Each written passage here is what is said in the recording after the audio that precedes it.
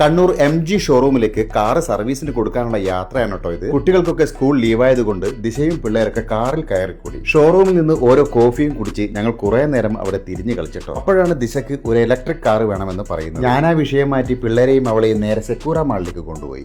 എന്തായാലും കാറ് കിട്ടാൻ 6 മണിയാവുമെന്ന് അറിഞ്ഞതുകൊണ്ട് ഞങ്ങൾ അവിടെയും കുറെ നേരം തിരിഞ്ഞു കളിച്ചു. ഉച്ചയായപ്പോഴും ഞങ്ങൾക്ക് വിശക്കാൻ തുടങ്ങി. അങ്ങനെ തൊട്ടടുത്തുള്ള റെസ്റ്റോറന്റുകാർ ഞങ്ങൾ എല്ലാവരും ഒരു ബിരിയാണി കഴിച്ചു. തെജക്കുട്ടൻ ഫ്രൈഡ് റൈസ് ആണ് കേട്ടോ ഓർഡർ ചെയ്തത്. അപ്പോഴാണ് ബിലാൽ പറയുന്നത് കണ്ണൂർ സവിത തിയേറ്ററിൽ സ്പൈഡർമാൻ കളിക്കുന്നുണ്ടെന്ന്. അപ്പൊ തന്നെ ഒരു ഓട്ടോയും പിടിച്ച് ഞങ്ങൾ എല്ലാവരും കണ്ണൂർ സവിത തിയേറ്ററിലേക്ക് പോയിട്ടോ. തിയേറ്ററിൽ അത്യാവശ്യം തിരക്കൊക്കെ ഉണ്ടായിരുന്നു. ദിശയും പിള്ളേരും ക്യൂവിൽ നിന്ന് ടിക്കറ്റ് ഒക്കെ എടുത്തു. സ്പൈഡർമാൻ സിനിമയോടൊപ്പം തന്നെ നമ്മുടെ കുഞ്ചാക്കോ ബോബന്റെ ഉന്മാദവും അതുപോലെ തന്നെ പ്ലൂട്ടോവും ഒക്കെ അവിടെ കളിക്കുന്നുണ്ടായിരുന്നു. ഓണ സിനിമകളായ പൃഥ്വിരാജിന്റെ ഖലീഫയും നിവിൻ പോളിയുടെ ബത്ലഹേം കുടുംബ യൂണിറ്റും ദുൽഖർ സൽമാന്റെ ഐ ആം ഗെയിം എന്ന സിനിമകളുടെയും പോസ്റ്ററുകൾ അവിടെ ഉണ്ടായിരുന്നു. സ്പൈഡർമാൻ തുടങ്ങുമ്പോഴേക്കും പിള്ളേരുടെ ആരവങ്ങൾ മുഴങ്ങുന്നുണ്ടായിരുന്നു. പിന്നീട് കുറച്ചു കഴിഞ്ഞ് ഹൾക്ക് സ്പൈഡർമാനെ കീറി ഇളക്കുന്നതാണ് കാണാൻ കഴിഞ്ഞത്. പിന്നീട് സ്പൈഡർമാൻ ശ്വാസം മുട്ടി മരിക്കാറായപ്പോൾ ഹൾക്ക് സ്പൈഡർമാനെ വെറുതെ വിട്ടു.